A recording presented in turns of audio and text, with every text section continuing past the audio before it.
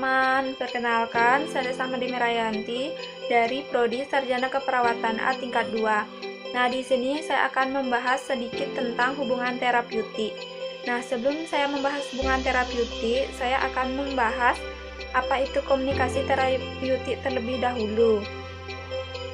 Nah, komunikasi terapeutik adalah kemampuan atau keterampilan perawat untuk membantu klien beradaptasi terhadap stres dan mengatasi gangguan psikososial klien. Selanjutnya, yang pertama saya akan membahas tentang hubungan terapeutik. Nah, hubungan terapeutik adalah suatu hubungan interpersonal yang merupakan sebuah proses yang dilakukan oleh perawat dengan klien, di mana yang dititik beratkan pada usaha perawat dalam memberi dan memenuhi kebutuhan psikososial klien. Nah, hubungan terapeutik ini dilakukan oleh dua orang, yaitu perawat dengan klien, dengan tujuan terapi kesembuhan, pertumbuhan emosional, dan psikososial. Di mana di dalam hubungan ini perawat menggunakan dirinya sendiri sebagai alat untuk melakukan hubungan terapeutik dengan klien. Nah, di sini perawat menggunakan komunikasi verbal dan non-verbal untuk menjalani hubungan dengan klien demi kesembuhan klien. Nah, selanjutnya itu adapun peran perawat memberi klien kesempatan untuk mengidentifikasi masalah dalam berhubungan dengan orang lain dan menemukan cara sehat untuk memenuhi kebutuhan emosional.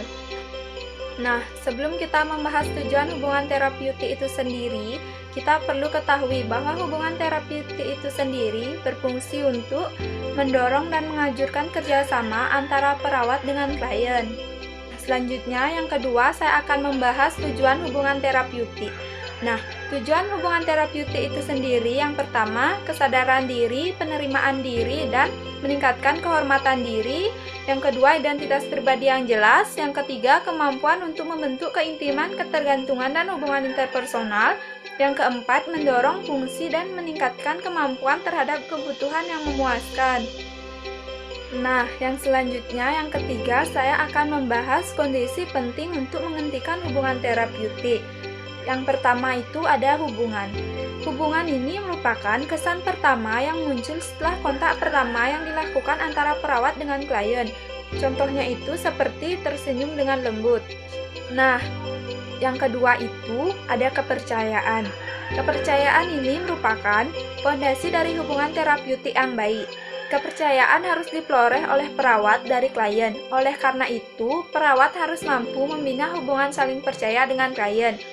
Untuk mendapatkan kepercayaan dari klien, perawat harus mampu menunjukkan sikap caring kepada klien seperti selalu ada saat klien membutuhkan pertolongan, menepati janji, jujur, bertanggung jawab, dan bisa menyimpan rahasia dengan baik. Nah, yang selanjutnya itu yang ketiga ada respect atau menghormati. Respect atau menghormati ini adalah di mana sikap kita mempercayai nilai diri seorang meskipun dia memiliki tingkah laku yang kita sendiri tidak dapat menerimanya. Nah, selanjutnya yang terakhir itu ada empati, di mana perawat harus memiliki sikap empati dalam dirinya agar dapat ikut merasakan apa yang dialami oleh klien dan apa yang dipikirkan oleh klien sehingga dapat mempercepat proses penyembuhan klien. Nah, sekian yang dapat saya jelaskan. Saya ucapkan terima kasih.